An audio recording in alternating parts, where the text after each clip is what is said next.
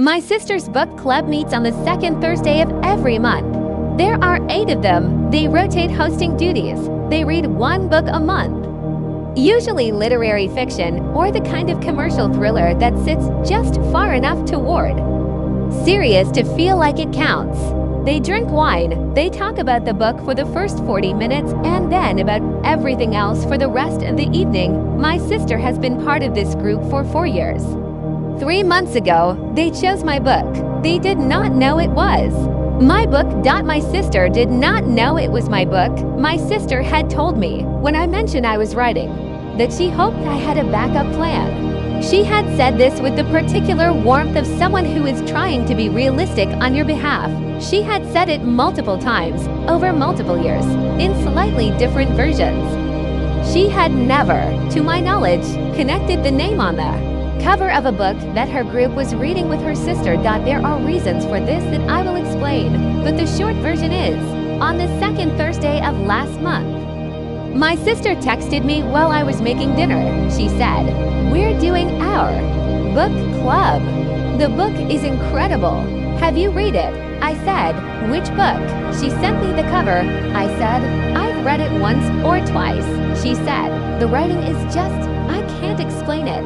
Who is this person?" I put down the spoon I was holding. I said, "Her name is on the cover, Lily." My sister sent back a string of emojis I will not reproduce here. Then she called me. My name is Emma, and I write under a pen name. The pen name is not a secret. Exactly, it is listed in my author bio, cross-referenced, with my real identity in several places, searchable by anyone who looks. But it is also not something I broadcast in my personal life. The reasons for this are partly practical and partly personal, and they have evolved over the years from simple to complicated. The practical reason was the first one. When I published my first novel 8 years ago, I was still working a day job in marketing, and I was not sure how a novel about certain things I wanted to write about would sit with my employer, my colleagues, my professional network. A pen name gave me a clean separation between the professional self, who existed in one world, and the writer self, who existed in another. The personal reason came later.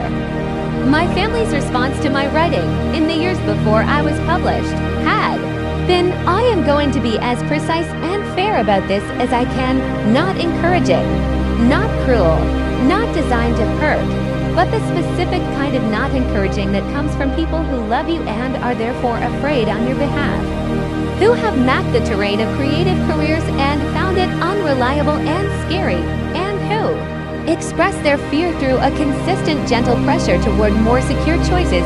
My mother asked every 6 months or so whether I had thought about the financial side of it. My father once sent me an article about careers in technical writing with a note that said this might be more stable. My sister, as I have mentioned, told me she hoped I had a backup plan. Multiple times, with warmth, with love, with the absolute certainty that she was helping. I published my first novel under my pen name, and I did not tell my family. I told myself this was temporary. That when things were more established, when I had a second book, a third, when the path was clear enough, that the conversation would be straightforward rather than fraught, I would tell them. The second book came. Then the third. Then the third became something that I had not entirely planned for. My third novel was the one that changed the scale of things. I am not going to describe it in detail here, because it would make it identifiable, and because what it was about is less important to this story than what happened to it. What I can say is that it was the book I had been trying to write for a long time. The one where everything I had learned in the first 2 books came together in a way that felt, when I finished the draft, like the thing I had been reaching toward. It found an audience in a way my first 2 books had not. Gradually at first, then quickly, in the way these things sometimes work. A review here, a recommendation there.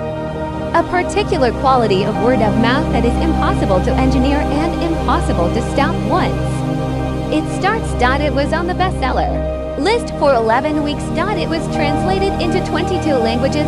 My sister's book club chose it 3 months ago for their monthly read. My sister had no idea The pen name issue deserves more explanation that my pen name is not dramatically different from my real name. It uses my middle name as a first name and a variant of my grandmother's surname. If you knew both names and looked at them side by side, you might see the connection. If you knew me personally and were looking for it, you might find it, but my sister was not looking for it. She knew me as Emma, her sister who wrote things and had not gotten very far with it, as far as she knew. She knew the pen name as the author of a book her book club loved. She had never placed those two things in proximity. When she called me, she was already halfway through the connection. She said, "Emma, tell me exactly how many times you've read this book." I said, "A few." She said, "Is there something you need to tell me?" I said, "Possibly." She said, "The dedication page, I just looked at it again. It says for my sister." Who told me to have a backup plan? Emma, I said. Yes, she was quiet for a long time. Then she said, "I'm going to put you on speaker." My sister put me on speaker in front of her book club, 8 women who had been reading my book for a month, who had discussed it the week before in preparation for tonight, who had, by my sister's account, loved it, argued about the ending, cried at the middle section, talked about it at work and with their partners and at the gym. My sister said to her book club, "Everyone, I need to tell you something. The author of this book is my sister. She's on the phone right now." There was a silence that I will remember for a long time. Then someone said, "What?" Then someone else said, "Lily, are you serious?" Then the room started talking all at once, in the overlapping way that 8 people in a living room talk when they have all just received the same piece of information and are all trying to process it simultaneously. My sister said into the phone, "Emma, the group has some questions." I said, "I imagine they might." I talked to my sister's book club for 45 minutes. They asked about the book, the specific creative decisions, the character who had been their favorite, the ending that had divided them, and whether it was intentional. I answered all of it. I have done enough of these conversations with strangers in bookstores and festivals and online that I know how to navigate them. But talking about my own work with 8 women who included my sister, who had been reading it without knowing it was mine, who had feelings about it that were formed in complete ignorance of our relationship, that was different. One woman said, "The sister in the book, the one who tells the narrator to be realistic." I said, "Yes." She said, "Is that?" I said, "It's fiction, but yes, it's in the neighborhood." My sister made a sound that was not quite a laugh and not quite something else. The woman said, "She's redeemed at the end." The sister, I said, "Yes." The woman said, "Was that intentional?" I said, "Very."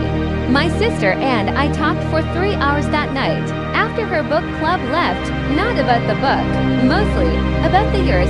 She asked why I hadn't told her.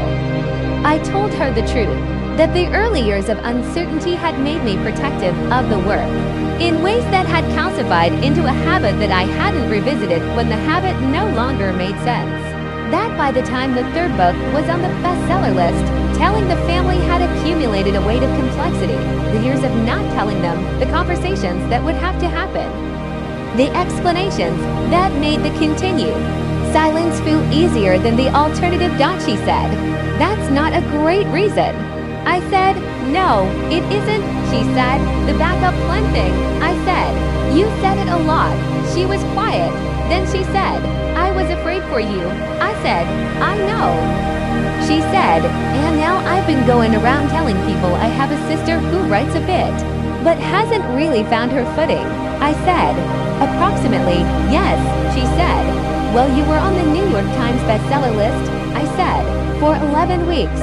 She covered her face with her hands. She said, "Emma." I said, "Lily." She said, "The dedication." I said, "I wrote it 2 years before I told you. I always planned to tell you." She looked at me. She said, "The book is beautiful." I said, "Thank you."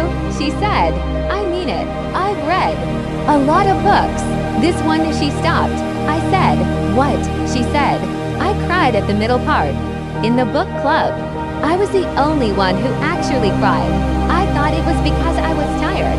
I said, maybe it was both. She laughed, actually laughed, the real version, not the polite one. She said, "You're impossible." I said, "I've been told." Telling my parents was a different conversation. That my mother's response was to go very quiet and then to ask, in a careful voice, whether the financial side was stable. I told her about the advance for the fourth book, which was already contracted. She went quiet again. Then she said, "Oh," a long pause. "Oh, Emma, my father wanted to read all 3 books immediately. He asked if he could start that night." I said yes. He stayed up until 2 in the morning reading the first one and sent me a text that said, "I should have asked more questions. This is extraordinary." He has never been a man of many words.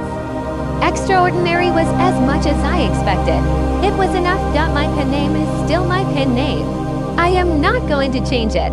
It is its own identity at this point, connected to 3 books and a 4th in progress. And the separation still serves purposes that are real even if the original ones have faded. But I told my family that and my sisters. Book Club has now read all 3. One of them, the one who asked about the sister character, sent me a message on the day my sister told them everything. She said, "I've recommended this book to 40 people in the last 2 months. At least 7 of them have read it. I had no idea I was recommending it to the author's sister." That is the most surreal thing that has happened to me this year. I told her I appreciated the recommendations. She said, "Does this happen a lot?